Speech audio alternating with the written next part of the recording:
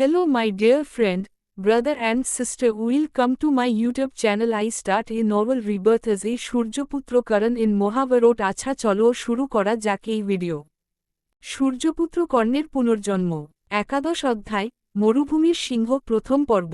হিমালয়ের তুষারময় উপত্যকা ছেড়ে সূর্য ও অদিতি নতুন যাত্রা শুরু করল। ঋষি বেদানন্দের দেওয়া প্রাচীন মানচিত্রে দ্বিতীয় উজ্জ্বল চিহ্নটি জ্বলছিল ভারতের পশ্চিম প্রান্তে, রাজস্থানের থর মরুভূমিতে। ঋষির শেষ কথাগুলো এখনও সূর্যের কানে বাজছে।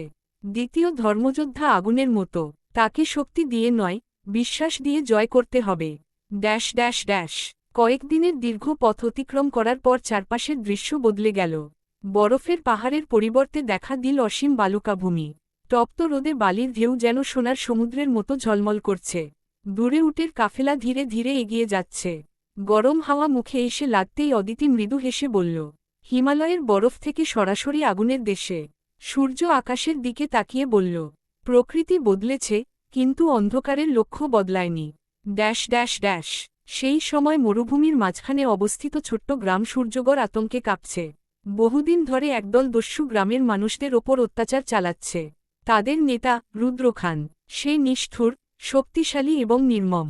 প্রতি মাসে গ্রামের মানুষদের কাছ থেকে জোর করে খাদ্য, সোনা এবং গবাদি পশু কেড়ে নেয়। যারা বাধা দেয়, তাদের আর ফিরে দেখা যায় না। আজও রুদ্রখান তার দল নিয়ে গ্রামে ঢুকেছে। এক বৃদ্ধ কৃষকের গলা চেপে ধরে সে গর্জে উঠল, আজকের কর কোথায়? বৃদ্ধ কাপা গলায় বললেন, আমাদের কাছে আর কিছু নেই, গত মাসেই সব নিয়ে গিয়েছ। রুদ্রখান হেসে উঠল, তাহলে আজ তোমার জীবনটাই নিয়ে যাব।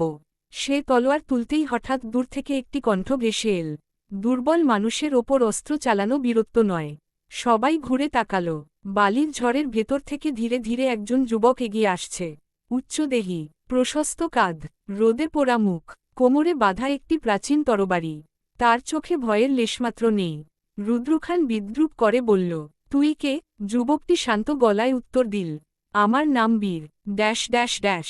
রুদ্রখান অট্টহাসি হেসে তার লোকদের বলল, একাই এসেছে, ধর ওকে। 10 জন দস্যু একসঙ্গে বীরের দিকে ছুটে এল। বীর ধীরে ধীরে তরবারিটি খাপ থেকে বের করল। সূর্যের আলো পড়তেই তরবারির ফলা সোনালি ঝলকে জ্বলে উঠল। পরের মুহূর্তেই ঝন, প্রথম দস্যুর অস্ত্র ভেঙে গেল। দ্বিতীয় জন মাটিতে পড়ে গেল। তৃতীয় জনের আক্রমণ এড়িয়ে বীর এমন দ্রুত আঘাত করল যে কেউ তার তরবারির গতি চোখে দেখতে পেল না। মাত্র কয়েক মুহূর্তের মধ্যেই 10 জন দস্যু পরাজিত। কিন্তু বীর তাদের কাউকেই হত্যা করল না, শুধু অস্ত্র কেড়ে নিয়ে বলল, যদি বাঁচতে চাও, অন্যায়ের পথ ছেড়ে দাও। দূরে দাঁড়িয়ে সবকিছু দেখছিল সূর্য ও অদিতি। অদিতি বিস্ময় বলল, এই মানুষটা একাই 10 জনকে হারিয়ে দিল। সূর্যের চোখে এক অদ্ভুত দীপ্তি ফুটে উঠল। সে বুঝে গেল, ঋষির ভবিষ্যৎবাণী মিথ্যা নয়, এই যুবকই দ্বিতীয় ধর্মযোদ্ধা। কিন্তু ঠিক তখনই মরুভূমির বালির নিচে অদ্ভুত কম্পন শুরু হল। সূর্য সতর্ক হয়ে চারদিকে তাকাল। তার মনে হল, এটি কোনো সাধারণ ভূমিকম্প নয়। মরুভূমির গভীরে অন্ধকারের শক্তি জেগে উঠছে। চলবে, আমি আগের অধ্যায়ের ধারাবাহিকতায় গল্পটি এগিয়ে দিচ্ছি। সূর্যপুত্র কর্ণের পুনর্জন্ম, একাদশ অধ্যায়, মরুভূমির সিংহ, দ্বিতীয় পর্ব। মরুভূমির বালির নিচের কম্পন ক্রমশ তীব্র হতে লাগল। গ্রামের মানুষ ভয়ে চারদিকে ছুটোছুটি শুরু করল। উটগুলো অস্থির হয়ে উঠল। আকাশে উড়তে থাকা পাখির দল হঠাৎ দিক পরিবর্তন করে দূরে চলে গেল। বীর তৎক্ষণাৎ মাটিতে হাঁটু গেড়ে বালিতে হাত রাখল। কয়েক মুহূর্ত চোখ বন্ধ করে থাকার পর সে ধীরে ধীরে উঠে দাঁড়াল। তার মুখে উদ্বেগের ছাপ। সে বিড়বিড় করে বলল, এটা কোনো প্রাকৃতিক ঘটনা নয়। ঠিক তখনই মরুভূমির বুকে একটি বিশাল বিস্ফোরণ হল। ধরাম, বালির স্তূপ ভেঙে একটি প্রাচীন পাথরের দরজা দেখা দিল। দরজার গায়ে খোদাই করা ছিল অদ্ভুত সব প্রতীক। গ্রামের সবচেয়ে বৃদ্ধ ব্যক্তি কাপা গলায় বললেন, এটা সূর্যগড় দুর্গের নিচের নিষিদ্ধ পথ। বীর অবাক হয়ে জিজ্ঞেস করল, নিষিদ্ধ পথ? বৃদ্ধ বললেন, আমার দাদুর কাছ থেকে শুনেছিলাম, শত শত বছর আগে এক মহাযুদ্ধের পর এই পথ বন্ধ করে দেওয়া হয়েছিল। বলা হয়, এর নিচে অন্ধকারের শক্তি বন্দী আছে। বীরের চোখ কঠিন হয়ে উঠল। তাহলে আজ সেই শক্তি জেগে উঠতে চাইছে। ঠিক সেই সময় সূর্য ও অদিতি গ্রামের মাঝখানে এসে পৌঁছাল। বীর তাদের দিকে তাকিয়ে বলল, তোমরা কারা? সূর্য শান্ত কণ্ঠে উত্তর দিল, আমরা পথিক, কিন্তু অন্ধকারের বিরুদ্ধে লড়াই করতেই এসেছি। বীর তীক্ষ্ণ দৃষ্টিতে সূর্যকে দেখল। অন্ধকারের বিরুদ্ধে লড়তে হলে শুধু সাহস নয়, শক্তিও লাগে। সূর্য মৃদু হাসল। সেটাই তো পরীক্ষা। দুজনের চোখাচোখি হল। মনে হল দুই মহান যোদ্ধা একে অপরকে যাচাই করছে। ঠিক তখনই নিষিদ্ধ দরজাটি ধীরে ধীরে খুলে গেল। ভেতর থেকে কালো ধোঁয়া বেরিয়ে এসে আকাশ ঢেকে দিল। তারপর একের পর এক কালো বর্ম পরা যোদ্ধা বেরিয়ে আসতে লাগল। তাদের চোখে জ্বলছে রক্তলাল আগুন। সবচেয়ে সামনে দাঁড়িয়ে থাকা বিশালদেহী যোদ্ধাটি গর্জে উঠল, আমি খড়গাসুর, তমরাজের সেনাপতি। আজ থেকে এই মরুভূমি অন্ধকারের অধীনে থাকবে। গ্রামের মানুষ আতঙ্কে চিৎকার করে উঠল। বীর এক পা এগিয়ে এসে তরবারি তুলল। যতক্ষণ আমি বেঁচে আছি, ততক্ষণ এই গ্রামের একটি মানুষকেও তুমি স্পর্শ করতে পারবে না। খড়গাসুর হেসে উঠল, তাহলে প্রথমে তোমাকেই মরতে হবে। সে বজ্রগতিতে বীরের দিকে ধেয়ে এল। একই মুহূর্তে সূর্য বিজয় ধনুক তুলে ধরল। অদিতি আহত মানুষদের নিরাপদ স্থানে সরিয়ে নিতে শুরু করল। মরুভূমির উত্তপ্ত বালির ওপর শুরু হলো এক নতুন যুদ্ধ। কিন্তু সূর্য তখনও জানত না, এই যুদ্ধ শুধু বীরকে রক্ষা করার জন্য নয়। এই যুদ্ধের ফলই ঠিক করবে দ্বিতীয় ধর্মযোদ্ধা তার পাশে দাঁড়াবে, নাকি অন্ধকারের পথে চলে যাবে। চলবে সূর্যপুত্র কর্ণের পুনর্জন্ম। একাদশ অধ্যায়, মরুভূমির সিংহ, তৃতীয় পর্ব। খড়গাসুরের বিশাল তলোয়ার মরুভূমির বালিতে আঘাত করতেই চারদিকে বালির ঝড় উঠল। আকাশ মুহূর্তের মধ্যে অন্ধকার হয়ে গেল। গ্রামের মানুষ ঘরবাড়ির আড়ালে আশ্রয় নিল। বীর নিজের তরবারি দৃঢ়ভাবে ধরে দাঁড়িয়ে রইল। তার চোখে ভয় নয়, শুধু দৃঢ় সংকল্প। খড়গাসুর গর্জে উঠল, মানুষ, আমার সামনে দাঁড়ানোর সাহস কোথা থেকে পেলে? বীর শান্ত কণ্ঠে বলল, যে নিজের মানুষকে ভালোবাসে, সে মৃত্যুকেও ভয় পায় না। কথা শেষ হতেই খড়গাসুর বজ্রগতিতে আক্রমণ করল। ঝন, তলোয়ার ও তরবারির সংঘর্ষে আগুনের ফুলকি ছিটকে পড়ল। একবার, দুবার, তিনবার, ক্রমশ যুদ্ধের গতি বাড়তে লাগল। দূরে দাঁড়িয়ে সূর্য বুঝতে পারল, বীর শুধু শক্তিশালী নয়, সে একজন অসাধারণ তরবারিবাজ। ঠিক তখনই খড়গাসুর হঠাৎ কৌশল বদলে দিল। সে বীরকে ছেড়ে গ্রামের দিকে ছুটে গেল। একটি ছোট ছেলে তার সামনে পড়ে গেল। ছেলেটি ভয়ে কাঁদছে। খড়গাসুর তলোয়ার তুলতেই বীর চিৎকার করে উঠল, না! এক লাফে সে ছেলেটির সামনে এসে নিজের শরীর দিয়ে তাকে ঢেকে দিল। খড়গাসুরের তলোয়ার বীরের কাঁধ ছুঁয়ে গেল। রক্ত ঝরে পড়ল বালির ওপর। সূর্য আর অপেক্ষা করল না। সে বিজয় ধনুকে একটি সোনালি তীর বসিয়ে ছুড়ে দিল। তীরটি খড়গাসুরের তলোয়ারে আঘাত করতেই সেটি কয়েক হাত দূরে ছিটকে পড়ল। খড়গাসুর প্রথমবার সূর্যের দিকে তাকাল। তুমি কে? সূর্য ধীরে ধীরে এগিয়ে এল। আমি সূর্য, তোমার শত্রু নই, কিন্তু অন্যায়ের শত্রু অবশ্যই। বীর আহত কাঁধ চেপে ধরে বলল, আমি তোমার সাহায্য চাইনি। সূর্য মৃদু হেসে উত্তর দিল, ধর্মের যুদ্ধে সাহায্য চাওয়া লাগে না। অদিতি দ্রুত বীরের কাছে এসে তার ক্ষত পরীক্ষা করল। সে ভেষজ ও নিজের অলৌকিক শক্তির সাহায্যে রক্তপাত থামাতে লাগল। বীর বিস্মিত হয়ে বলল, এভাবে এত দ্রুত ক্ষত সারানো সম্ভব? অদিতি শুধু হাসল, সব প্রশ্নের উত্তর এখনই দেওয়া যাবে না। এদিকে খড়গাসুর প্রচণ্ড ক্রোধে গর্জে উঠল।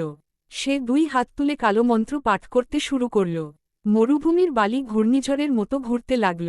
সেই ঘূর্ণির ভেতর থেকে বেরিয়ে এল বিশালাকা বালির দানব। গ্রামের মানুষ আতঙ্কে চিৎকার করে উঠল। বীর তরবারি শক্ত করে ধরল।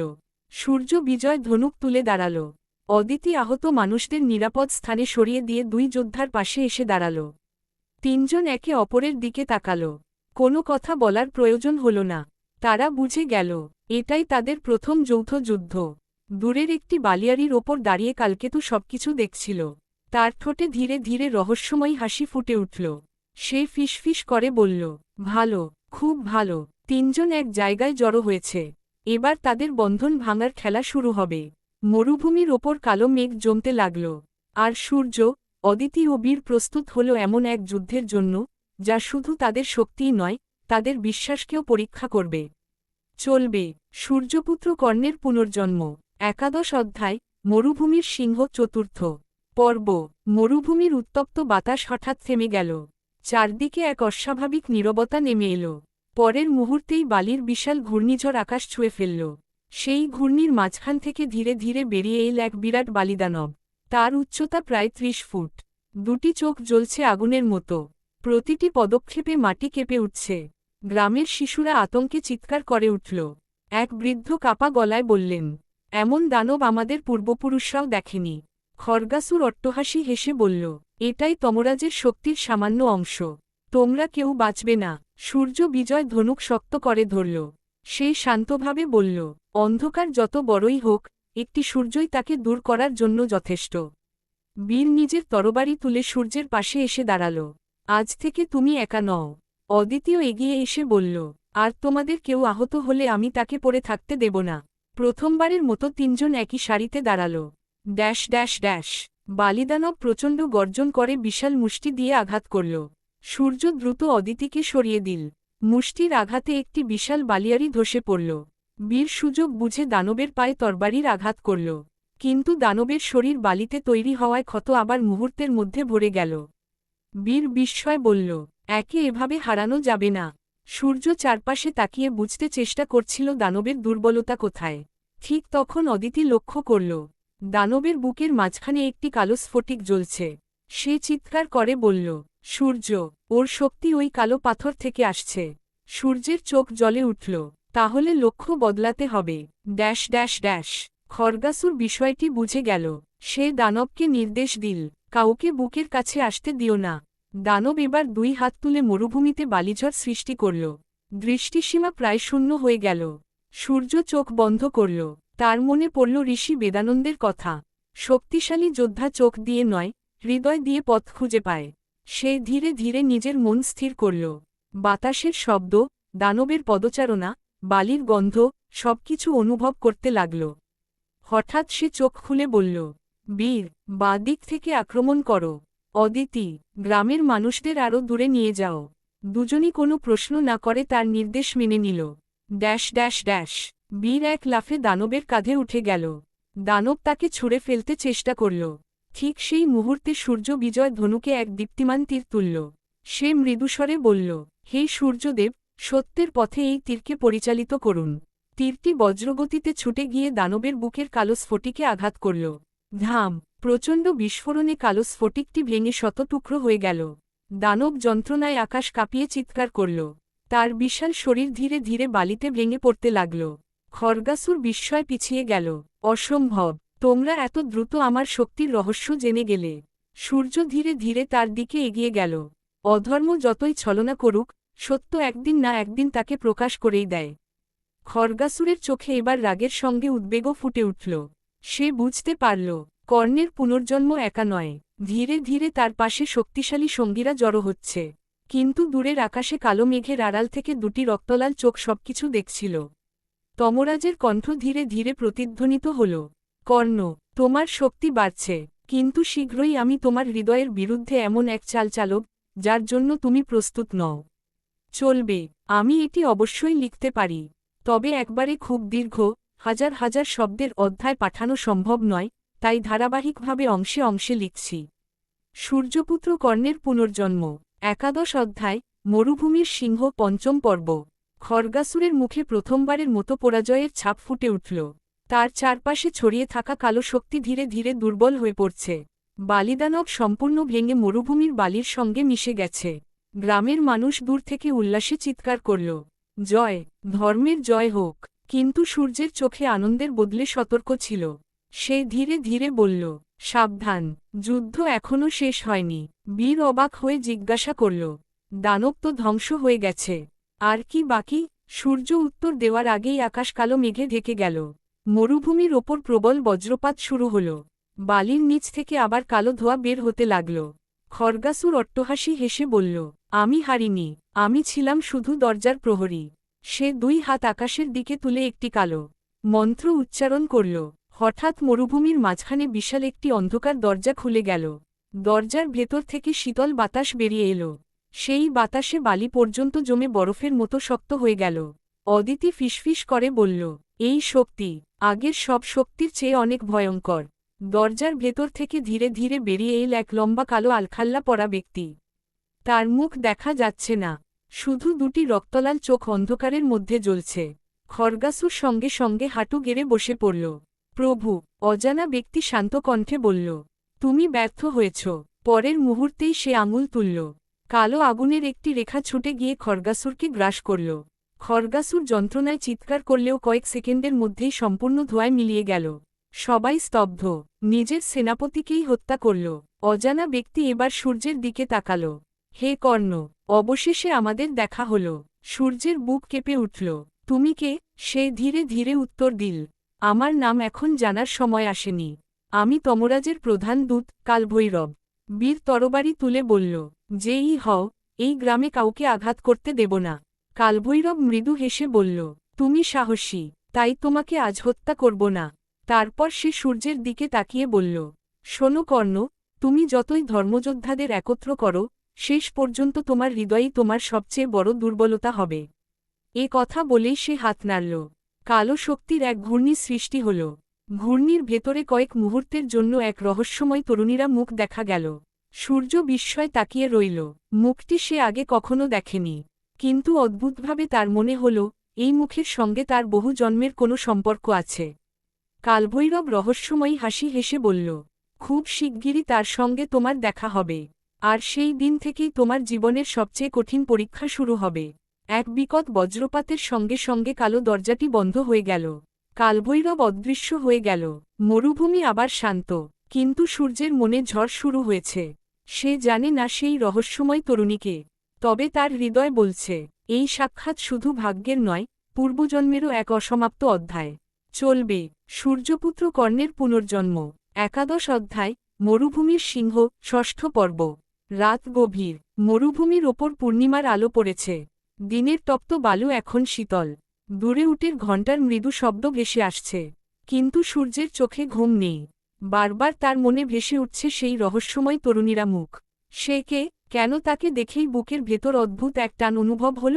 অদিতি কিছুটা দূরে বসে আগুনের পাশে শুকনো কাঠে আগুন দিচ্ছিল। সে লক্ষ্য করল, সূর্য আজ অস্বাভাবিক নীরব। সে ধীরে এসে বলল, তুমি কি এখনও কালভৈরবের কথাই ভাবছ? সূর্য দীর্ঘশ্বাস ফেলে বলল, হ্যাঁ, আমি তাকে আগে কখনো দেখিনি, তবুও মনে হচ্ছে, বহু বছর ধরে আমি যেন তাকে চিনি। অদিতির মুখে এক মুহূর্তের জন্য নীরবতা নেমে এল। তার বুকেও অজানা এক কষ্ট জেগে উঠল। তবু সে হাসার চেষ্টা করে বলল, হয়তো এটা শুধু অন্ধকারের তৈরি মায়া। সূর্য মাথা নাড়ল, হয়তো, কিন্তু তার নিজের মনও এই উত্তরে বিশ্বাস করতে পারল না। Dash dash dash. পরদিন সকালে গ্রামের মানুষ সূর্য, অদিতি ও বীরকে সম্মান জানাতে একত্র হল। গ্রামের প্রধান তাদের সামনে এসে বললেন, তোমরা না এলে আজ আমাদের গ্রাম ধ্বংস হয়ে যেত। তিনি একটি পুরনো কাঠের সিন্দুক এনে সূর্যের হাতে দিলেন। এটি বহু প্রজন্ম ধরে আমরা রক্ষা করে আসছি। ভবিষ্যৎবাণী ছিল, একদিন সূর্যচিহ্নধারী এক যোদ্ধা এসে এটি গ্রহণ করবে। সূর্য ধীরে ধীরে সিন্দুকটি খুলল। ভেতরে ছিল একটি সোনালি লকেট। লকেটের মাঝখানে খোদাই করা একটি সূর্যচিহ্ন, আর তার চারপাশে 4টি ছোট নক্ষত্র। ঋষি বেদানন্দের কথাগুলো আবার তার মনে পড়ল। 4 জন ধর্মযোদ্ধা একত্র হলে তবেই অন্ধকারের বিরুদ্ধে শেষ যুদ্ধ শুরু হবে। বীর লকেটটি দেখে বলল, এটা সাধারণ কোনো অলঙ্কার নয়। ঠিক তখন লকেটটি মৃদু আলো ছড়াতে শুরু করল।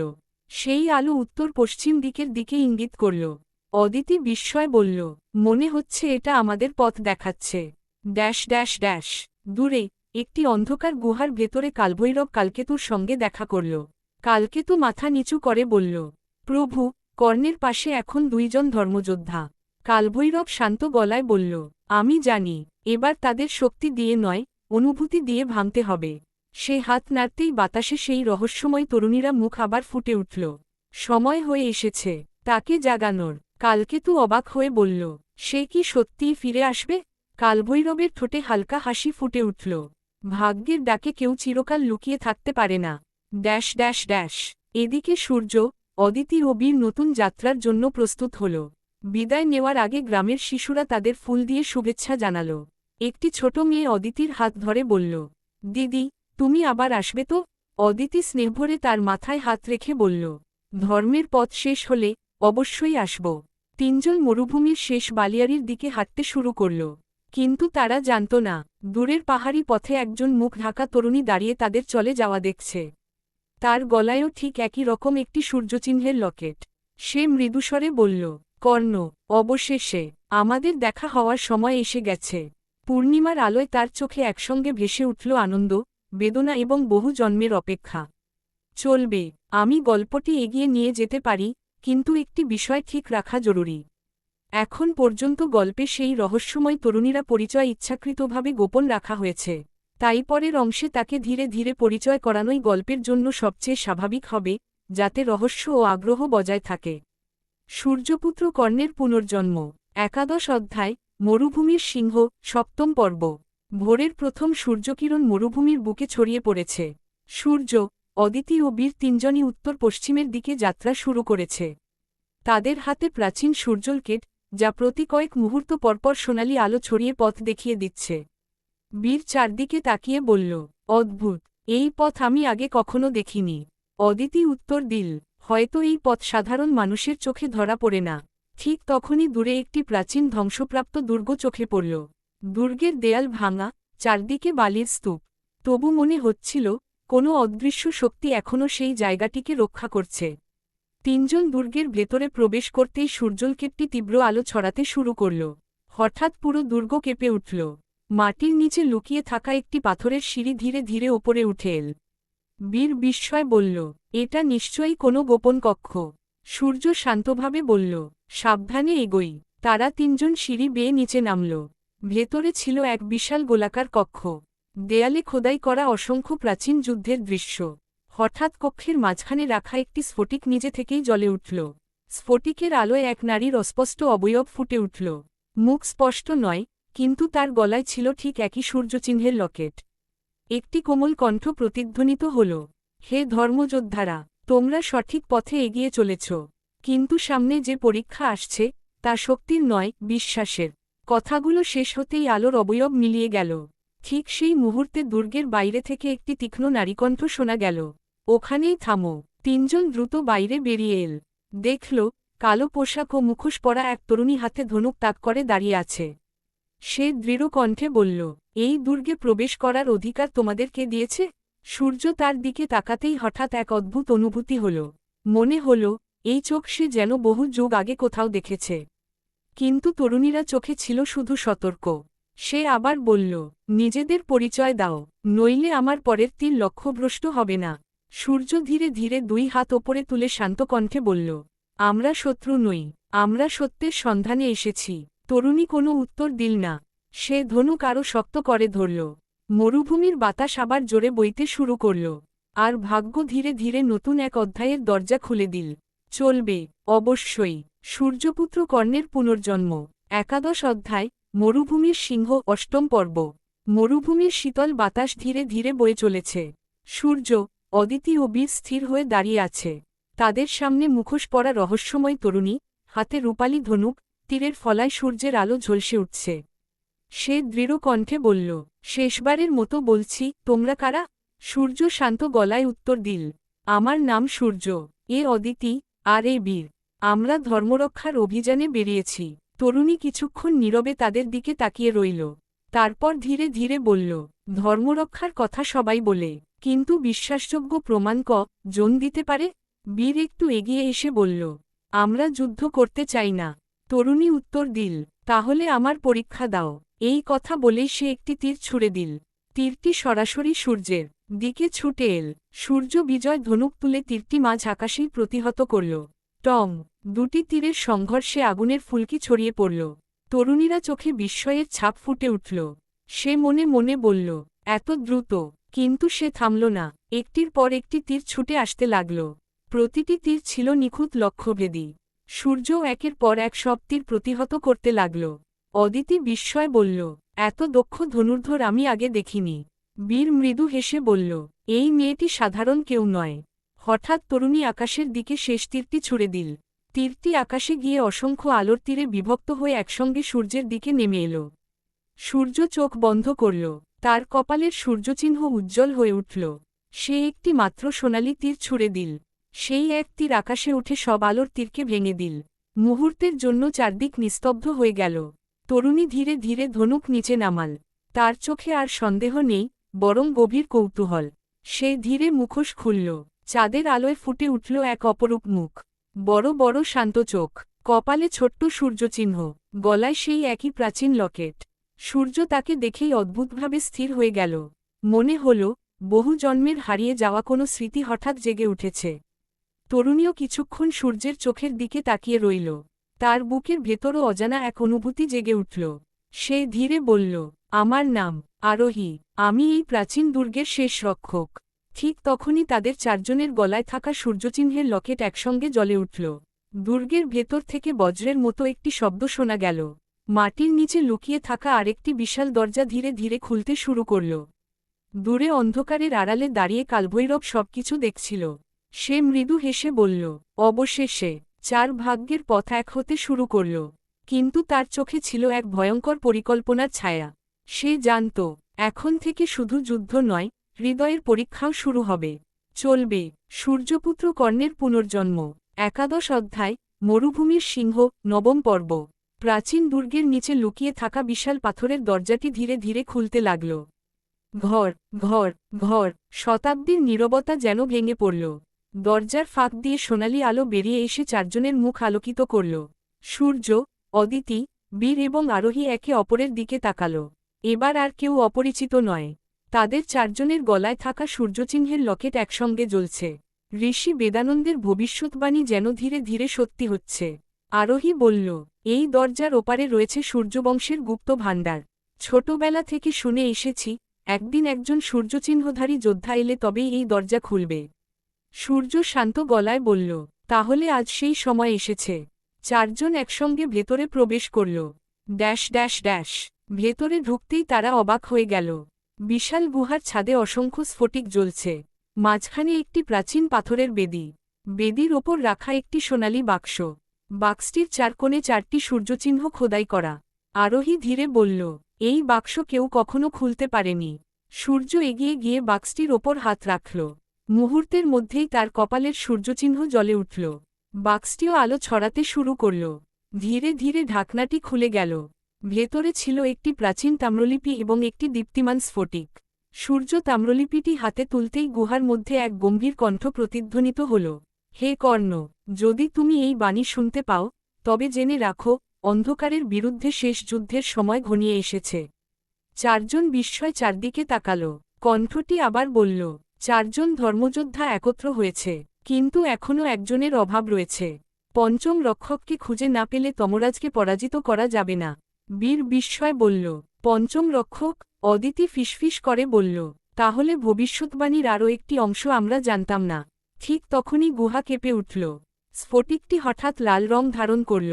সূর্য অনুভব করল, অন্ধকারের শক্তি খুব কাছে চলে এসেছে। ড্যাশ ড্যাশ ড্যাশ, দূরে কালো পাহাড়ের চূড়ায় দাঁড়িয়ে কালভৈরব আকাশের দিকে হাত তুলল। তার সামনে এক বিশাল কালো অগ্নিচক্র তৈরি হল। সে বলল, প্রভু তমরাজ, চারজন একত্র হয়েছে। অন্ধকারের গভীর থেকে বজ্রের মতো একটি কণ্ঠ ভেসে এল, তাদের একত্র হতে দাও। যত বড় বন্ধন হবে, তা ভাঙার আনন্দ তত বড় হবে। কালভৈরবের মুখে রহস্যময়ী হাসি ফুটে উঠল। সে একটি কালো স্ফটিক তুলে ধরল। স্ফটিকের ভেতরে ভেসে উঠল সূর্য, অদিতি, বীর এবং আরোহীর মুখ। তারপর সে মৃদুস্বরে বলল, এবার তাদের হৃদয়েই সন্দেহের বীজ বপন করতে হবে। ড্যাশ ড্যাশ ড্যাশ, এদিকে গুহার ভেতরে হঠাৎ বেদির পেছনের দেয়ালে একটি মানচিত্র জ্বলে উঠল। মানচিত্রে ভারতের বিভিন্ন স্থানে 5টি আলোর বিন্দু দেখা গেল। 4টি ইতিমধ্যেই জ্বলছে, কিন্তু পঞ্চম বিন্দুটি গভীর জঙ্গলের দিকে মৃদু আলো দিচ্ছে। সূর্য মানচিত্রের দিকে তাকিয়ে বলল, আমাদের পরবর্তী গন্তব্য ঠিক হয়ে গেছে। আরোহী প্রথমবারের মতো সূর্যের দিকে হালকা হাসল। তাহলে এবার আমিও তোমাদের সঙ্গে চলব। বীর নিজের তরবারি তুলে বলল, ধর্মের জন্য। অদিতি দৃঢ় কণ্ঠে বলল, সত্যের জন্য। সূর্য বিজয় ধনুক হাতে নিয়ে বলল, আর মানবতার জন্য। চারজন একসঙ্গে গুহা থেকে বেরিয়ে এল। তারা জানত না, তাদের প্রতিটি পদক্ষেপ অন্ধকারের নজরে রয়েছে। কিন্তু তারা এটাও জানত, যতক্ষণ বিশ্বাস অটুট থাকবে, ততক্ষণ অন্ধকার কখনো সম্পূর্ণ জয়ী হতে পারবে না। চলবে, আমি এই গল্পটি অবশ্যই এগিয়ে লিখতে পারি। তবে একটি বিষয় খেয়াল করেছি, এখন পর্যন্ত গল্পে প্রথমে বলা হয়েছিল 4জন ধর্মযোদ্ধা, কিন্তু পরে পঞ্চম রক্ষক যোগ হয়েছে। ধারাবাহিকতা বজায় রাখতে পরের অধ্যায় এটিকে ব্যাখ্যা করা ভালো হবে, যেমন 4জন প্রধান ধর্মযোদ্ধা প্লাস একজন প্রাচীন রক্ষক। সূর্যপুত্র কর্ণের পুনর্জন্ম। 11 অধ্যায়, মরুভূমির সিংহ, 10ম পর্ব, সমাপ্তি। মরুভূমির রাত ধীরে ধীরে শেষ হয়ে আসছে। পূর্ব আকাশে সূর্যের প্রথম আলো ফুটতেই 4জন যোদ্ধা, সূর্য, অদিতি, বীর এবং আরোহী, প্রাচীন দুর্গের সর্বোচ্চ চূড়ায় দাঁড়িয়েছিল। নিচে সূর্যগড় গ্রামের মানুষ তাদের বিদায় জানাতে জড়ো হয়েছে। গ্রামের প্রবীণ প্রধান এগিয়ে এসে বললেন, তোমরা শুধু আমাদের গ্রাম নয়, আমাদের ভবিষ্যৎও রক্ষা করেছ। তিনি একটি প্রাচীন পতাকা সূর্যের হাতে তুলে দিলেন। পতাকার মাঝখানে ছিল দীপ্তিমান সূর্যচিহ্ন। এটি সূর্যবংশের প্রতীক। আজ থেকে এটি তোমাদের সঙ্গে থাকবে। সূর্য দুই হাতে পতাকাটি গ্রহণ করল। আমি প্রতিজ্ঞা করছি, যতদিন প্রাণ আছে, ধর্মের পথ ছাড়ব না। বীর নিজের তরবারি তুলে বলল, আমি অন্যায়ের বিরুদ্ধে শেষ নিঃশ্বাস পর্যন্ত লড়ব। অদিতি বলল, যতদিন আমার শক্তি আছে, ততদিন নিরপরাধ মানুষকে রক্ষা করব। আরোহী ধীরে বলল, আমার জীবনও আজ থেকে এই অভিযানের অংশ। ঠিক তখনই চারজনের লকেট আবার একসঙ্গে জ্বলে উঠল। আকাশে সূর্যের আলো একটি বিশাল সোনালী বৃত্ত তৈরি করল। সেই আলোর ভেতর থেকে একটি গম্ভীর কণ্ঠ ভেসে এলো, হে চার ধর্মযোদ্ধা, তোমাদের পথ এখন জঙ্গলের দিকে। সেখানে অপেক্ষা করছে প্রাচীন রক্ষক, যে বহু শতাব্দী ধরে অন্ধকারের দ্বার পাহারা দিচ্ছে। তাকে খুঁজে পেলেই শেষ যুদ্ধের প্রস্তুতি শুরু হবে। আলো মিলিয়ে গেল। চারজন একে অপরের দিকে তাকাল। এখন রহস্যের কিছুটা সমাধান হল। পঞ্চম ব্যক্তি কোনো নতুন ধর্মযোদ্ধা নয়, তিনি এক প্রাচীন রক্ষক, যিনি ভবিষ্যৎবাণীর সাক্ষী এবং শেষ যুদ্ধের পথপ্রদর্শক। দূরে কালো মেঘের আড়ালে কালভৈরব সবকিছু দেখছিল। সে তমরাজকে প্রণাম করে বলল, প্রভু, তারা জঙ্গলের দিকে রওনা দিচ্ছে। অন্ধকার থেকে উত্তর এল, তাদের যেতে দাও। যে বনে তারা প্রবেশ করবে, সেখান থেকেই তাদের হৃদয়ের পরীক্ষা শুরু হবে। হঠাৎ কালো আকাশে একটি বিদ্যুৎ চমকাল। সেই আলোর ঝলকে সূর্য এক মুহূর্তের জন্য একটি দৃশ্য দেখল। ঘন অরণ্যের মাঝে দাঁড়িয়ে আছে এক বিশাল প্রাচীন মন্দির। মন্দিরের সামনে সাদা পোশাক পরা এক বৃদ্ধ, হাতে দণ্ড। তিনি যেন অপেক্ষা করছেন। সূর্য চোখ খুলতেই দৃশ্যটি মিলিয়ে গেল। সে ধীরে বলল, আমাদের পরবর্তী গন্তব্য আমি দেখে ফেলেছি। চারজন যোদ্ধা মরুভূমির দিকে শেষবার তাকিয়ে অরণ্যের পথে যাত্রা শুরু করল। তাদের নতুন অভিযান শুরু হল। একাদশ অধ্যায় সমাপ্ত। পরবর্তী অধ্যায়, দ্বাদশ অধ্যায়, অরণ্যের প্রাচীন রক্ষক। অবশ্যই নিচে দ্বাদশ অধ্যায় প্রথম পর্ব দেওয়া হল। সূর্যপুত্র কর্ণের পুনর্জন্ম। দ্বাদশ অধ্যায়, অরণ্যের প্রাচীন রক্ষক প্রথম পর্ব। সূর্যগড়ের মরুভূমি অনেক দূরে পড়ে গেছে। কয়েক দিনের দীর্ঘ যাত্রার পর চারজন, সূর্য, অদিতি, বীর ও আরোহী, ভারতের মধ্যভাগের এক বিশাল অরণ্যের সামনে এসে দাঁড়াল। এই অরণ্যের নাম মহাশাল বন। শত শত বছর ধরে সাধারণ মানুষ এই বনে প্রবেশ করতে ভয় পায়। কথিত আছে, এই অরণ্যে সময়ের গতি আলাদা। যে একবার পথ হারায়, সে আর কখনো ফিরে আসে না। সূর্য প্রাচীন মানচিত্রটি বের করল। লকেট থেকে বের হওয়া সোনালি আলো সোজা অরণ্যের গভীরে ইঙ্গিত করছে। বীর চারদিকে তাকিয়ে বলল, এই বনটা অস্বাভাবিক শান্ত। আরোহী মাটিতে হাঁটু গেড়ে কিছু পদচিহ্ন পরীক্ষা করল। কিছুক্ষণ আগেই এখানে কেউ হেঁটেছে, কিন্তু মানুষের পদচিহ্ন নয়। অদিতি নিচু হয়ে দেখল, পদচিহ্নগুলো মানুষের মতো হলেও অনেক বড়। তার চারপাশে অদ্ভুত সোনালি দাগ। ঠিক তখনই গভীর জঙ্গল থেকে একটি গর্জন ভেসে এল। গর্জন এত শক্তিশালী ছিল যে গাছের পাতাগুলো কেঁপে উঠল। বীর সঙ্গে সঙ্গে তরবারি বের করল। সূর্য বিজয় ধনুক হাতে নিল। চারজন সতর্ক হয়ে এগিয়ে চলল। Dash dash dash. কিছু দূর যাওয়ার পর তারা একটি প্রাচীন পাথরের সেতুর সামনে পৌঁছাল। সেতুর নিচে বয়ে যাচ্ছে গাঢ় নীল রঙের নদী। নদীর জল অস্বাভাবিকভাবে স্থির। এক ফোঁটা ঢেউও নেই। সেতুর মাঝখানে দাঁড়িয়ে ছিলেন সাদা পোশাক পরা এক বৃদ্ধ। দীর্ঘ সাদা দাড়ি, হাতে কাঠের দণ্ড। তার চোখে ছিল গভীর শান্তি। তিনি ধীরে বললেন, অনেক অপেক্ষা করেছি, অবশেষে তোমরা এলে। সূর্য এক পা এগিয়ে গিয়ে জিজ্ঞাসা করল, আপনি কি সেই প্রাচীন রক্ষক? বৃদ্ধ মৃদু হাসলেন, মানুষ আমাকে অরণ্যঋষি নামে চেনে, কিন্তু নামের চেয়ে দায়িত্ব বড়। আমি সহস্র বছর ধরে এই বনের দ্বার রক্ষা করছি। অদিতি বিস্ময় বলল, সহস্র বছর? ঋষি উত্তর দিলেন, যার ওপর সময়ের আশীর্বাদ থাকে, তার কাছে 1000 বছরও দীর্ঘ নয়। Dash dash dash. তিনি চারজনের দিকে গভীরভাবে তাকালেন। তারপর সূর্যের সামনে এসে দাঁড়ালেন। হে কর্ণ। এই শব্দ শুনে সবাই থমকে গেল।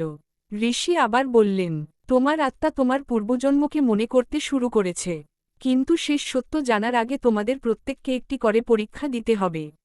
বীর বলল, কি পরীক্ষা? ঋষি দণ্ডটি মাটিতে ঠুকলেন। মুহূর্তের মধ্যে চারপাশের দৃশ্য বদলে গেল। চারজন চারদিকে ছিটকে পড়ল। সূর্য দেখল, সে সম্পূর্ণ একা। অদিতি নেই, বীর নেই, আরোহীও নেই, চারদিকে শুধু গভীর অন্ধকার বন। দূরে কারো কণ্ঠ ভেসে এল। কর্ণ। কণ্ঠটি পরিচিত, কিন্তু কার? সূর্য সেই শব্দের দিকে এগোতে শুরু করল। অন্যদিকে অদিতি নিজেকে দেখতে পেল এক বিশাল পদ্ম সরোবরের ধারে। বাতাসে ভেসে আসছে একটি শিশুর কান্না। সে দ্বিধা না করে সেই শব্দের দিকে দৌড়ে গেল। বীর পৌঁছাল এক প্রাচীন যুদ্ধক্ষেত্রে। চারপাশে ভাঙা অস্ত্র, পতিত পতাকা। হঠাৎ শত শত ছায়াযোদ্ধা তাকে ঘিরে ফেলল। আর আরোহী দাঁড়িয়ে আছে এক বিশাল আয়নার সামনে। আয়নায় তার নিজের মুখ নয়, বরং এমন এক অতীতের ছবি ফুটে উঠছে যা সে কখনো দেখেনি। 4টি আলাদা পরীক্ষা শুরু হয়েছে, কিন্তু কেউ জানে না এই পরীক্ষায় ব্যর্থ হলে তারা হয়তো আর কখনো একে অপরের কাছে ফিরতে পারবে না। দূরে অন্ধকারের রাজ্যে কালভৈরব মৃদু হেসে বলল, এবার দেখা যাক ধর্মযোদ্ধাদের মন কতটা শক্তিশালী। চলবে সূর্যপুত্র কর্ণের পুনর্জন্ম। দ্বাদশ অধ্যায়, অরণ্যের প্রাচীন রক্ষক, দ্বিতীয় পর্ব। ঘন অরণ্যের নিস্তব্ধতা চারদিকে ছড়িয়ে পড়েছে। 4জন ধর্মযোদ্ধা এখন 4টি ভিন্ন পরীক্ষার মধ্যে বন্দী। প্রথম পরীক্ষা শুরু হল সূর্যের। Dash dash dash. সূর্য চারদিকে তাকিয়ে দেখল, অরণ্যের প্রতিটি গাছ যেন তাকে লক্ষ্য করছে। দূরে আবার সেই পরিচিত কণ্ঠ ভেসে এল। কর্ণ। সে দ্রুত সেই দিকে এগিয়ে গেল। কিছুদূর যেতেই একটি বিশাল বটগাছের নিচে দাঁড়িয়ে থাকা এক বৃদ্ধকে দেখতে পেল। বৃদ্ধের পরনে সাধারণ বস্ত্র, চোখে গভীর মমতা। তিনি বললেন, তুমি কি আমাকে চিনতে পারছ? সূর্য মাথা নাড়ল। না। বৃদ্ধ মৃদু হেসে বললেন, সব স্মৃতি একদিনে ফিরে আসে না। তোমার সবচেয়ে বড় শক্তি কি? সূর্য কিছুক্ষণ চুপ থেকে উত্তর দিল, আমার অস্ত্র। বৃদ্ধ মাথা নাড়লেন, ভুল উত্তর। তোমার সবচেয়ে বড় শক্তি তোমার হৃদয়। কথা শেষ হতেই বৃদ্ধ অদৃশ্য হয়ে গেলেন। Dash dash dash. এদিকে অদিতি শিশুর কান্নার শব্দ অনুসরণ করতে করতে একটি ছোট্ট কুটিরের সামনে পৌঁছাল। দেখল, একটি শিশু আগুনের মধ্যে আটকে আছে। সে এক মুহূর্তও দেরি করল না, আগুনের ভেতরে ঝাঁপিয়ে পড়ল। কিন্তু আশ্চর্য, আগুন তাকে স্পর্শই করল না। সেই শিশুটিকে কোলে তুলে বাইরে আনতেই শিশুটি আলো হয়ে মিলিয়ে গেল। আকাশে একটি কণ্ঠ ভেসে এল, যে নিজের জীবন ভুলে অন্যের জীবন বাঁচায়, সেই প্রকৃত রক্ষক। অদিতির কপালের সূর্যচিহ্ন আরও উজ্জ্বল হয়ে উঠল। Dash dash dash. অন্যদিকে বীর এখনও শত শত ছায়াযোদ্ধার মাঝে দাঁড়িয়ে। তারা একসঙ্গে আক্রমণ করল। বীর তরবারি তুলে যুদ্ধ শুরু করল। 1 জন, 2 জন, 10 জন, 50 জন। কিন্তু যতই সে লড়ছে, ততই নতুন ছায়াযোদ্ধা তৈরি হচ্ছে। হঠাৎ সে বুঝতে পারল, এদের হারানোই লক্ষ্য নয়। সে তরবারি নিচে নামিয়ে বলল, আমি নিরপরাধের বিরুদ্ধে অস্ত্র তুলব না। মুহূর্তের মধ্যে সব ছায়াযোদ্ধা মিলিয়ে গেল। একটি কণ্ঠ বলল, যে যোদ্ধা নিজের ক্রোধকে জয় করতে পারে, সেই প্রকৃত বীর। Dash dash dash. আরোহী বিশাল আয়নার সামনে দাঁড়িয়ে। আয়নায় একের পর এক দৃশ্য ভেসে উঠছে। সে দেখল, একটি ছোট মেয়ে ধনুর্বিদ্যা শিখছে। একজন বৃদ্ধ তাকে বলছেন, একদিন তুমি একজন মহান যোদ্ধার পাশে দাঁড়াবে। তারপর দৃশ্য পাল্টে গেল। একটি বিশাল যুদ্ধক্ষেত্র, আকাশ আগুনে লাল। দূরে একজন সোনালি বর্ম পরা যোদ্ধা দাঁড়িয়ে আছে। তার মুখ স্পষ্ট দেখা যাচ্ছে না, কিন্তু আরোহীর চোখে জল এসে গেল। সে ফিসফিস করে বলল, আমি কেন এই দৃশ্যগুলো দেখছি? ঠিক তখনই আয়নাটি ভেঙে অসংখ্য আলোর কণায় পরিণত হল। Dash dash dash. পরের মুহূর্তে 4 জন আবার সেই পাথরের সেতুর ওপর ফিরে এল। অরণ্যঋষি শান্তভাবে দাঁড়িয়ে আছেন, তার মুখে সন্তুষ্টির হাসি। তিনি বললেন, তোমরা প্রথম পরীক্ষা উত্তীর্ণ হয়েছ। বীর জিজ্ঞাসা করল, আরও পরীক্ষা আছে? ঋষি আকাশের দিকে তাকিয়ে বললেন, মোট 3টি পরীক্ষা। প্রথমটি ছিল হৃদয়ের, দ্বিতীয়টি হবে বিশ্বাসের, আর তৃতীয়টি। তিনি কিছুক্ষণ থেমে সূর্যের দিকে তাকালেন। উদ্ধৃতি চিহ্ন ডট ডট ডট। ত্যাগের। এই কথা শেষ হতেই অরণ্যের গভীর থেকে এক ভয়ঙ্কর গর্জন শোনা গেল। গাছগুলো কাঁপতে শুরু করল, মাটিতে ফাটল ধরল। ঋষির মুখ হঠাৎ গম্ভীর হয়ে উঠল। তিনি ধীরে বললেন, মনে হচ্ছে কেউ এই পরীক্ষার নিয়ম ভাঙতে এসেছে। দূরের অন্ধকারে 2টি রক্তলাল চোখ জ্বলে উঠল। কালভৈরব অবশেষে অরণ্যে প্রবেশ করেছে। চলবে সূর্যপুত্র কর্ণের পুনর্জন্ম। দ্বাদশ অধ্যায়, অরণ্যের প্রাচীন রক্ষক, তৃতীয় পর্ব। অরণ্যের আকাশ মুহূর্তের মধ্যেই কালো মেঘে ঢেকে গেল। দূরে বজ্রপাতের আলোয় এক বিশাল কালো অবয়ব ধীরে ধীরে এগিয়ে আসছে। চারপাশের গাছগুলো যেন তার উপস্থিতিতে শুকিয়ে যেতে শুরু করল। পাখিরা আতঙ্কে উড়ে পালাল, আর বনের পশুরা গুহায় আশ্রয় নিল। অরণ্য ঋষির মুখ গম্ভীর হয়ে উঠল। তিনি ধীরে বললেন, সে এসেছে। সূর্য বিজয় ধনুক তুলে জিজ্ঞাসা করল, কালভৈরব? ঋষি মাথা নাড়লেন, হ্যাঁ, কিন্তু আজ সে একা আসেনি। হঠাৎ অন্ধকারের মধ্যে থেকে অসংখ্য কালো ছায়া বেরিয়ে এলো। তারা দেখতে মানুষের মতো, কিন্তু চোখ দুটি রক্তের মতো লাল। বীর তরবারি বের করতেই ঋষি হাত তুলে তাকে থামালেন।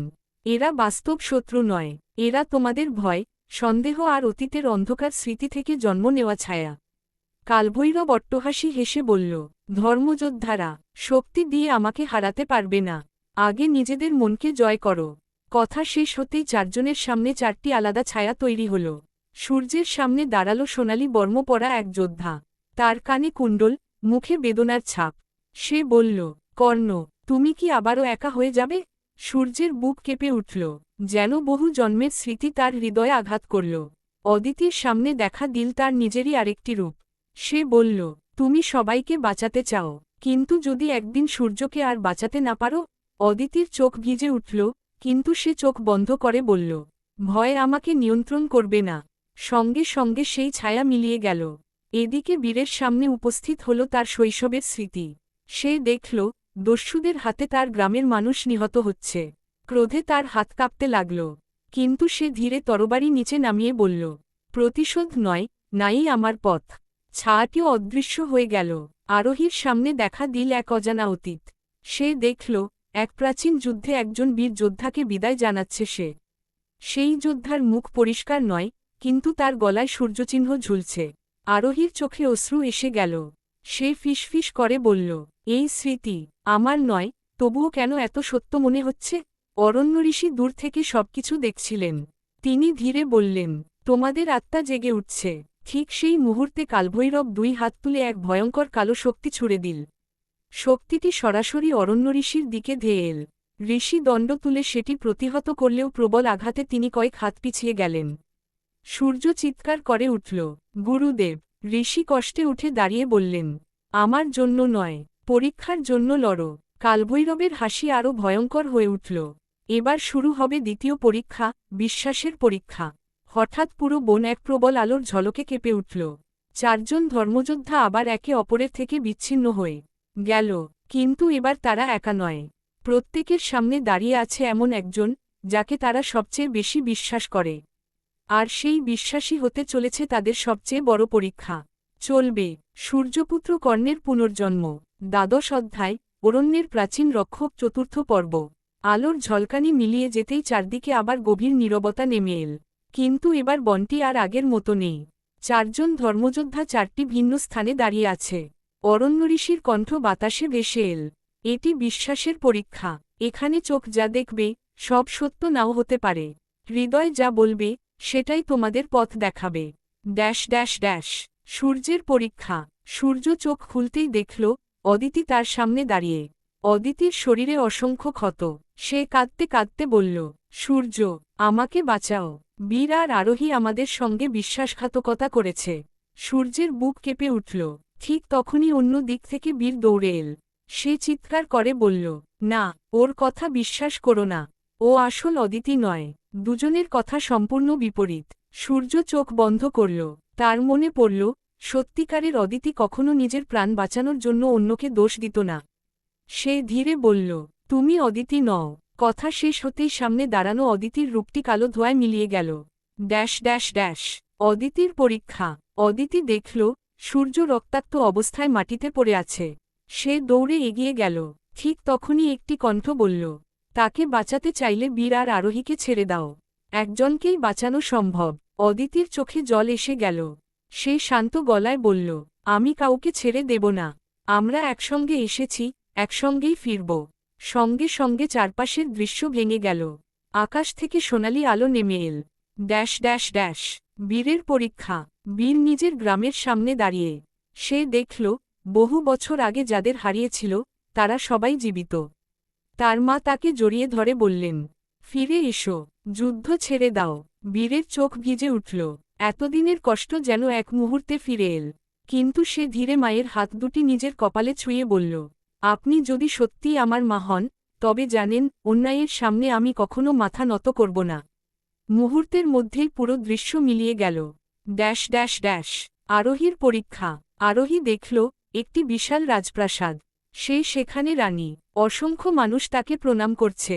একটি কণ্ঠ বলল, এই রাজ্য তোমার, শুধু সূর্য ও তার সঙ্গীদের ভুলে যাও। আরোহী ধীরে আকাশের দিকে তাকাল। তারপর বলল, ক্ষমতা যদি ধর্ম ছিনিয়ে নেয়, তবে সে ক্ষমতার কোনো মূল্য নেই।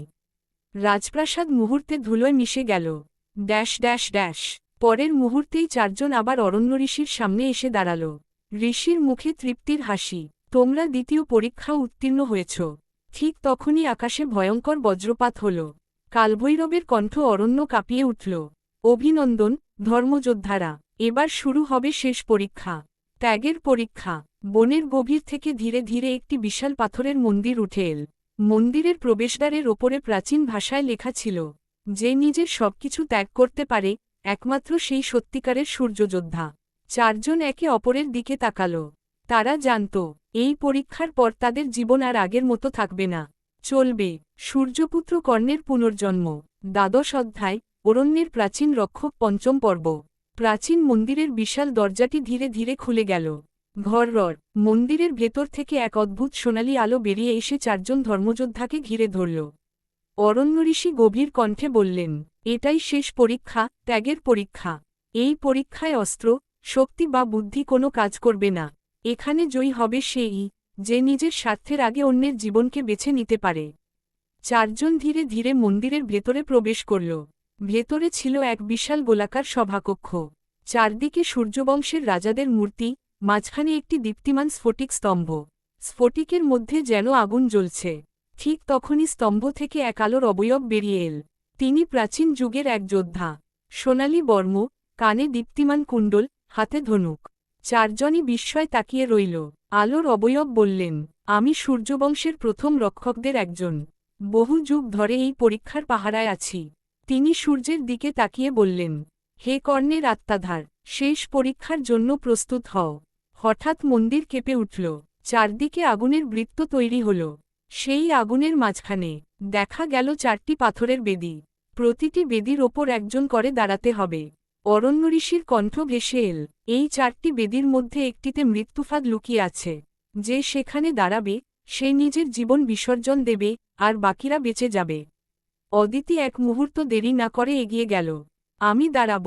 বীর সঙ্গে সঙ্গে বাধা দিল, না, আমি একজন যোদ্ধা, এই দায়িত্ব আমার। আরোহীও এগিয়ে এল, আমার জীবনও ধর্মের জন্য উৎসর্গ করতে পারি। তিনজনের কথোপকথন শুনে সূর্য নীরবে দাঁড়িয়ে রইল। তারপর সে মৃদুস্বরে বলল, তোমাদের কাউকে মরতে হবে না। সবাই তার দিকে তাকাল। সূর্য শান্তভাবে এগিয়ে গিয়ে একটি বেদির ওপর দাঁড়াল।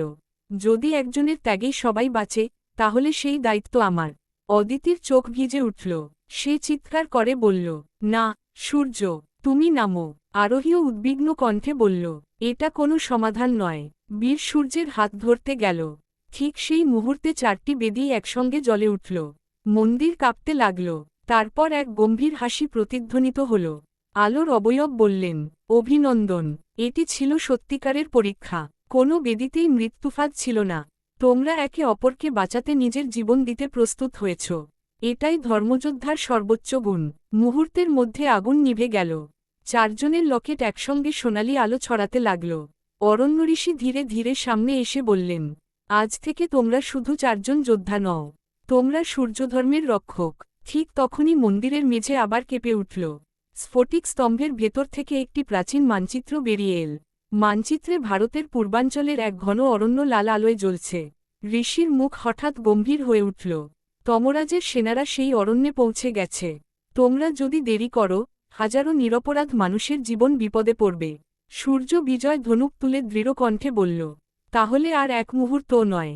অদিতি, বীর এবং আরোহী তার পাশে এসে দাঁড়াল। চারজন একসঙ্গে মন্দির থেকে বেরিয়ে অজানা নতুন অভিযানের পথে যাত্রা শুরু করল।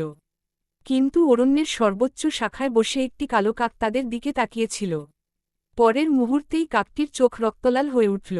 সে সাধারণ কাক নয়, সে ছিল কালভৈরবের গুপ্তচর। চার ধর্মযোদ্ধার প্রতিটি পদক্ষেপ এখন অন্ধকারের নজরদারিতে চলবে। সূর্যপুত্র কর্ণের পুনর্জন্ম। দ্বাদশ অধ্যায়, অরণ্যের প্রাচীন রক্ষক, ষষ্ঠ পর্ব। প্রাচীন মন্দির ছেড়ে চারজন ধর্মযোদ্ধা পূর্বদিকে যাত্রা শুরু করল। অরণ্যের পথ ক্রমশ আরও ঘন হতে লাগল। সূর্যের আলো পর্যন্ত গাছের বিশাল ছাউনির ভেতর দিয়ে ঠিকমতো প্রবেশ করতে পারছিল না। চারদিকে অদ্ভুত নীরবতা। হঠাৎ আরোহী থেমে গেল। সে নিচু হয়ে মাটির ওপর হাত রাখল। এখানে যুদ্ধ হয়েছে, সে ফিসফিস করে বলল। বীর চারদিকে তাকিয়ে দেখল, শুকনো পাতার নিচে লুকিয়ে আছে ভাঙা তীর, ছিন্ন ঢাল আর রক্তের শুকনো দাগ। অদিতির মুখ গম্ভীর হয়ে উঠল। এখানে নিরপরাধ মানুষ আক্রান্ত হয়েছে। সূর্য নীরবে একটি ভাঙা তীর তুলে নিল। তীরটির ফলায় কালো ধোঁয়া লেগে আছে। সে বুঝে গেল, এটি তমরাজের সেনাদের অস্ত্র। ঠিক তখনই দূরে একটি ক্ষীণ সাহায্যের আর্তনাদ শোনা গেল। চারজন দৌড়ে সেই দিকে এগিয়ে গেল। একটি ছোট গ্রামের মাঝখানে আগুন জ্বলছে। ঘরবাড়ি ভেঙে পড়েছে। মানুষ প্রাণ বাঁচাতে ছুটছে, আর তাদের ওপর আক্রমণ করছে কালো বর্ম পরা অন্ধকার সেনারা।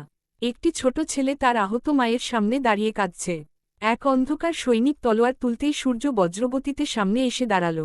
থাং! বিজয় ধনুকের আঘাতে তলোয়ারটি ভেঙে দুই টুকরো হয়ে গেল। বীর গর্জন করে শত্রুদের মধ্যে ঝাঁপিয়ে পড়ল। তার তরবারির ঝলকে একের পর এক অন্ধকার সৈনিক নিরস্ত্র হয়ে পড়তে লাগল। অদিতি আহত গ্রামবাসীদের নিরাপদ স্থানে নিয়ে যেতে শুরু করল। তার ভেষজ বিদ্যা ও আধ্যাত্মিক শক্তিতে বহু আহত মানুষ আবার দাঁড়িয়ে উঠল। আরোহী একটি উঁচু গাছের ডালে উঠে ধনুক টানল। তার ছোড়া প্রতিটি তীর নিখুঁতভাবে শত্রুদের অস্ত্র ভেঙে দিচ্ছিল। কয়েক মিনিটের মধ্যেই যুদ্ধের মোড় ঘুরে গেল। অন্ধকার সেনারা পিছু হটতে শুরু করল। কিন্তু ঠিক তখনই আকাশ কালো হয়ে গেল। একটি বিশাল কালো ঘূর্ণিঝড় গ্রামের মাঝখানে নেমে এল। সেই ঘূর্ণির ভেতর থেকে বেরিয়ে এল এক দৈত্যাকার যোদ্ধা। তার উচ্চতা প্রায় 12 ফুট।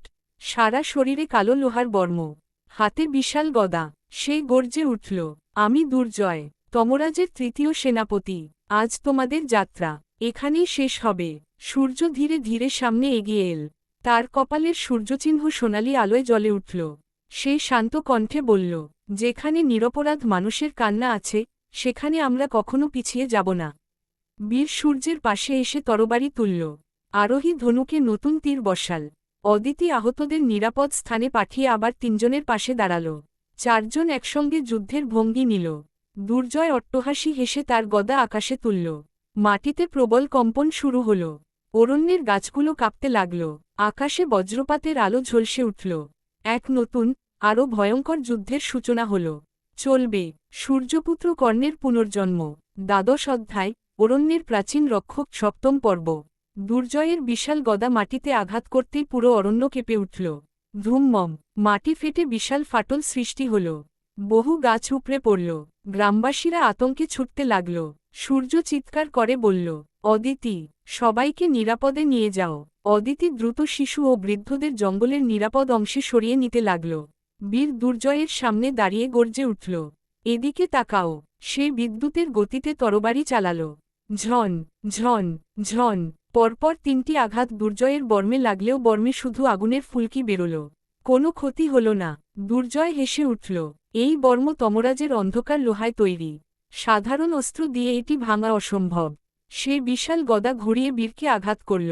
বীর দ্রুত সরে গেল, কিন্তু গদার আঘাতে পাশের বিশাল শালগাছটি ভেঙে পড়ল। আরোহী দূর থেকে লক্ষ্য স্থির করল। সে একসঙ্গে তিনটি তীর ছুড়ল। প্রথম তীর দুর্জয়ের ডান কাঁধে, দ্বিতীয়টি বাঁ হাতে, তৃতীয়টি তার হেলমেটে আঘাত করল। কিন্তু তীরগুলো বর্ম ভেদ করতে পারল না। আরোহী বিস্মিত হয়ে বলল, এর বর্মে কোনো দুর্বলতা নেই? সূর্য কিছুক্ষণ স্থির হয়ে দুর্জয়ের যুদ্ধের ভঙ্গি লক্ষ্য করতে লাগল। হঠাৎ সে দেখল, যখনই দুর্জয় গদা তুলছে, তার বুকের মাঝখানের কালো রত্নটি কয়েক মুহূর্তের জন্য উজ্জ্বল হয়ে উঠছে। সূর্যের চোখে আত্মবিশ্বাসের ঝলক দেখা দিল। সে বলল, বীর, ওকে ব্যস্ত রাখো। আরোহী, রত্নটার ওপর নজর রাখো। বীর কোনো প্রশ্ন না করেই আবার আক্রমণ শুরু করল। সে দুর্জয়ের চারপাশে দ্রুত ঘুরে ঘুরে আঘাত করতে লাগল। দুর্জয় ক্রুদ্ধ হয়ে শুধু বীরকেই লক্ষ্য করতে শুরু করল। ঠিক সেই মুহূর্তে আরোহী চিৎকার করে উঠল, এখন! সূর্য বিজয় ধনুকে একটি দীপ্তিমান তীর বসাল। সে চোখ বন্ধ করে সূর্যদেবের নাম স্মরণ করল। তার কপালের সূর্যচিহ্ন থেকে সোনালি আলো তীরের মধ্যে প্রবাহিত হতে লাগল। পরের মুহূর্তে শু! তীরটি বজ্রবেগে ছুটে গিয়ে দুর্জয়ের বুকের কালো রত্নে আঘাত করল। ধাম! রত্নটি চূর্ণবিচূর্ণ হয়ে গেল। দুর্জয় যন্ত্রণায় গর্জে উঠল। তার কালো বর্মে একের পর এক ফাটল দেখা দিল। বীর সুযোগ বুঝে সর্বশক্তি দিয়ে তরবারির আঘাত করল। ঝনাং! বর্ম ভেঙে মাটিতে পড়ে গেল। দুর্জয় হাঁটু গেড়ে বসে পড়ল। সে বিস্ময় সূর্যের দিকে তাকিয়ে বলল, কর্ণ সত্যিই ফিরে এসেছে। এই কথাই ছিল তার শেষ বাক্য। তার শরীর ধীরে ধীরে কালো ধোঁয়ায় মিলিয়ে গেল। গ্রামবাসীরা আনন্দে চিৎকার করে উঠল, ধর্মের জয়, সূর্যযোদ্ধাদের জয়। কিন্তু সূর্যের মুখে হাসি ফুটল না। সে আকাশের দিকে তাকিয়ে অনুভব করল, এই যুদ্ধ ছিল শুধু শুরু। দূরের পাহাড়ের চূড়ায় কালভৈরব দাঁড়িয়ে সব দেখছিল। তার পাশে অন্ধকারে একটি বিশাল ছায়ামূর্তি ধীরে ধীরে স্পষ্ট হয়ে উঠল। কালভৈরব নিচু স্বরে বলল, প্রভু, তারা দুর্জয়কেও পরাজিত করেছে। অন্ধকারের ভেতর থেকে গম্ভীর কণ্ঠ ভেসে এল, তাহলে এবার তাদের সামনে এমন একজনকে পাঠাও, যার সঙ্গে যুদ্ধ করতে গিয়ে কর্ণ নিজের হৃদয়ের বিরুদ্ধে লড়তে বাধ্য হবে। কালভৈরবের ঠোঁটে ধীরে ধীরে রহস্যময়ী হাসি ফুটে উঠল। সে ফিসফিস করে বলল, আপনার আদেশ পালন করা হবে, প্রভু। অরণ্যের ওপর আবার কালো মেঘ জমতে শুরু করল। চার ধর্মযোদ্ধা বুঝতে পারল না, তাদের জীবনের সবচেয়ে কঠিন অধ্যায় এখনই শুরু হতে চলেছে। চলবে সূর্যপুত্র কর্ণের পুনর্জন্ম। দ্বাদশ অধ্যায়, অরণ্যের প্রাচীন রক্ষক, অষ্টম পর্ব। দুর্জয়ের পতনের পর সমগ্র অরণ্য ধীরে ধীরে শান্ত হয়ে এল। গ্রামবাসীরা চারজন ধর্মযোদ্ধাকে ঘিরে দাঁড়াল। কেউ কৃতজ্ঞতায় মাথা নত করল, কেউ চোখের জল মুছল। গ্রামের প্রবীণ প্রধান এগিয়ে এসে সূর্যের হাত ধরে বললেন, আজ শুধু আমাদের গ্রাম নয়, আমাদের আশা ভরসাও তোমরা রক্ষা করেছ। সূর্য মৃদু হেসে বলল, ধর্মের পথেই আমাদের যাত্রা, তোমাদের নিরাপত্তাই আমাদের বিজয়। ঠিক তখনই গ্রামের এক বৃদ্ধা কাঁপতে কাঁপতে সামনে এলেন। তার হাতে একটি পুরনো কাপড়ে মোড়া ছোট্ট বাক্স।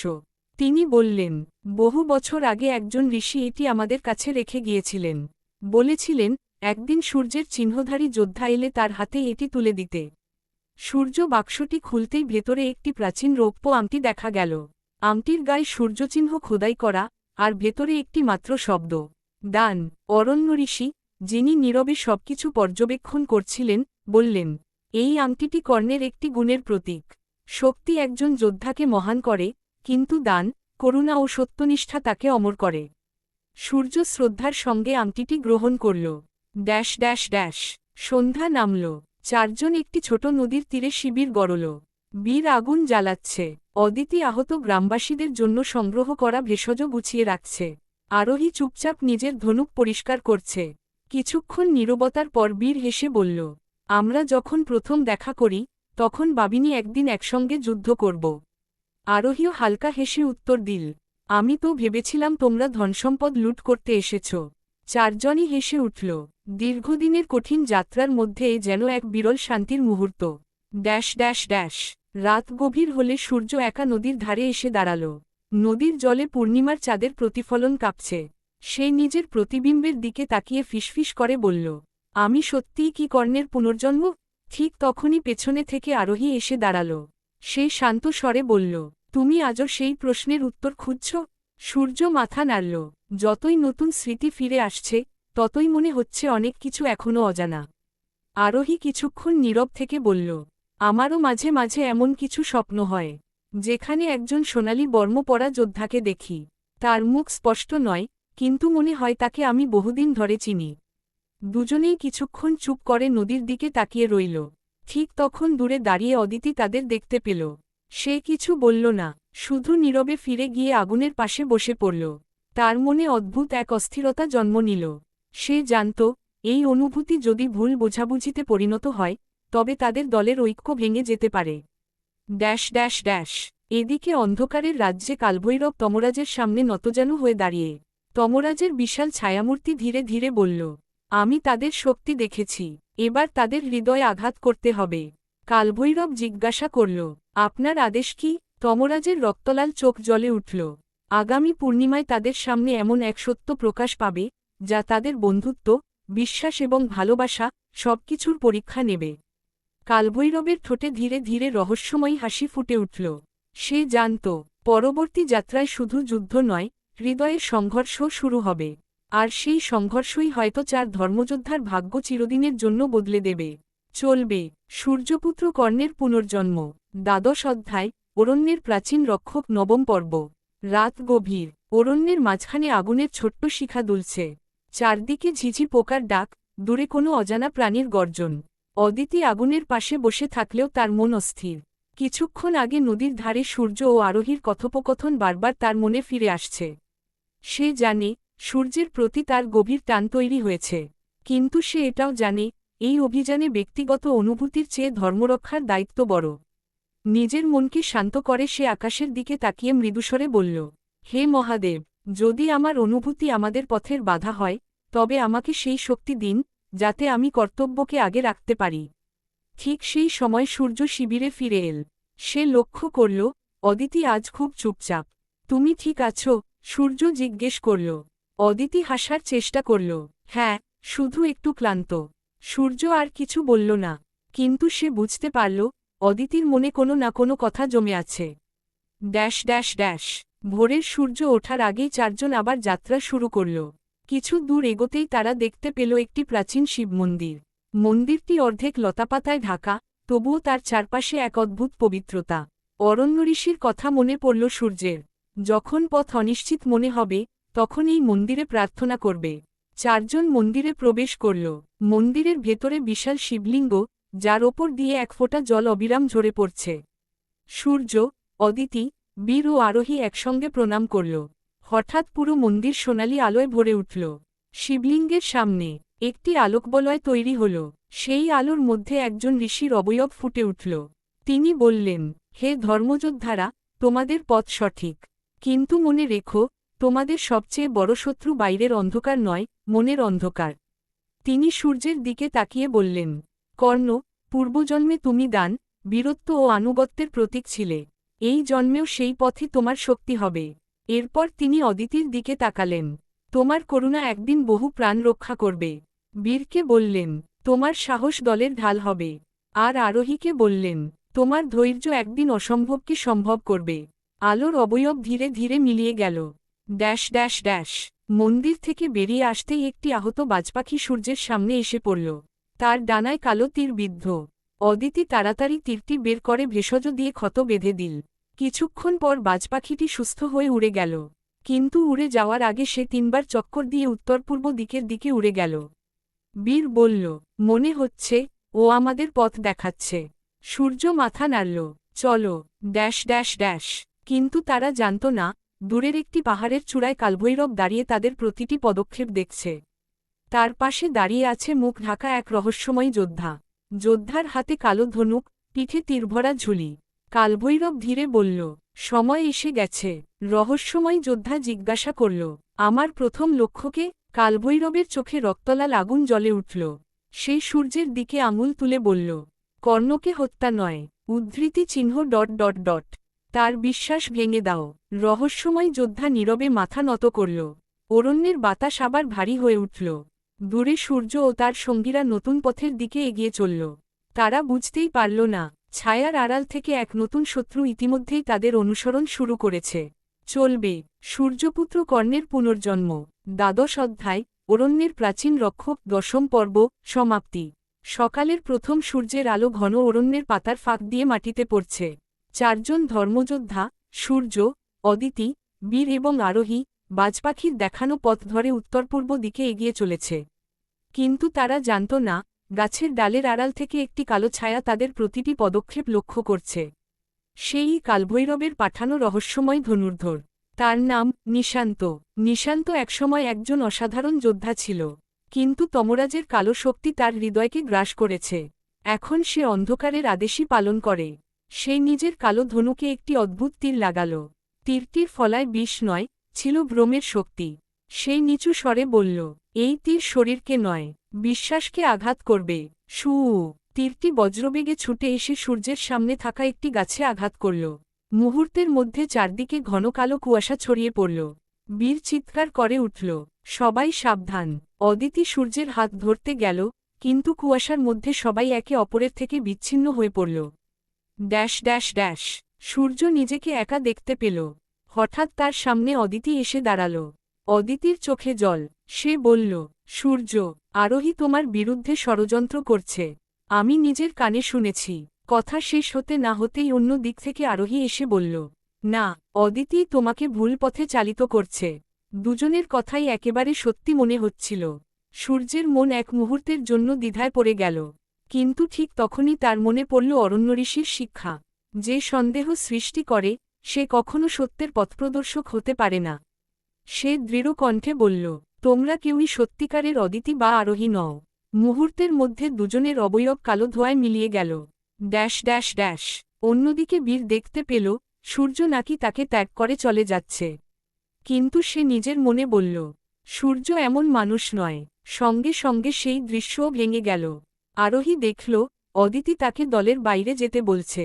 সে শান্তভাবে উত্তর দিল, আমরা এখন একই লক্ষ্যের যাত্রী। মিথ্যা দিয়ে আমাদের আলাদা করা যাবে না। অদিতির সামনেও একই ধরনের ভ্রম সৃষ্টি হয়েছিল, কিন্তু সেও নিজের বিশ্বাস অটুট রাখল। Dash dash dash.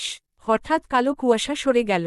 চারজন আবার একসঙ্গে দাঁড়িয়ে। ঠিক সেই সময় গাছের ডাল থেকে লাফ দিয়ে নিচে নামল নিশান্ত। কালো বর্ম, মুখ ঢাকা, হাতে বিশাল ধনুক। সে ধীরে ধীরে হাততালি দিয়ে বলল, অভিনন্দন। আমার ভ্রমের তীর থেকে খুব কম মানুষই মুক্ত হতে পারে।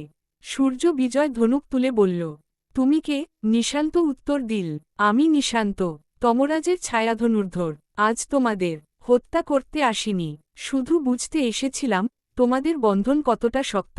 সে রহস্যময় হাসি হেসে পেছনে সরে গেল। পরের বার দেখা হলে পরীক্ষা নয়, যুদ্ধ হবে। কালো ধোয়ার ঘূর্ণির মধ্যে সে অদৃশ্য হয়ে গেল। চারজন কিছুক্ষণ নীরবে দাঁড়িয়ে রইল। অরণ্যঋষির কণ্ঠ যেন বাতাসে ভেসে এল, তোমরা আজ শেষ পরীক্ষাও উত্তীর্ণ হয়েছ। মনে রেখো, শক্তিশালী অস্ত্রের চেয়েও শক্তিশালী হল পরস্পরের প্রতি বিশ্বাস। সূর্য আকাশের দিকে তাকাল। দূরে পূর্ব দিগন্তে সূর্য উদিত হচ্ছে। সে ধীরে বলল, এই পথ এখন আরও কঠিন হবে। বীর নিজের তরবারি কাঁধে তুলে হাসল। কঠিন পথই বীরদের জন্য। অদিতি দৃঢ় চোখে সামনে তাকাল। আমরা একসঙ্গে আছি। আরোহীও মাথা নাড়ল। আর যতদিন একসঙ্গে আছি, অন্ধকার আমাদের ভাঙতে পারবে না। চারজন নতুন পথের দিকে এগিয়ে গেল। দূরে অরণ্যের শেষ প্রান্তে একটি বিশাল পর্বতশ্রেণী দেখা যাচ্ছে। সেই পর্বতের গুহায় বহু শতাব্দী ধরে ঘুমিয়ে আছে এক প্রাচীন শক্তি, যার জাগরণই শুরু করবে তাদের জীবনের সবচেয়ে ভয়ঙ্কর অধ্যায়। দ্বাদশ অধ্যায় সমাপ্ত। পরবর্তী অধ্যায়, ত্রয়োদশ অধ্যায়, অগ্নিপর্বতের আহ্বান। যদি আপনার এই ভিডিও ভালো লাগলো, লাইক এন্ড সাবস্ক্রাইব মাই ইউটিউবে চ্যানেল ইন সাপোর্ট।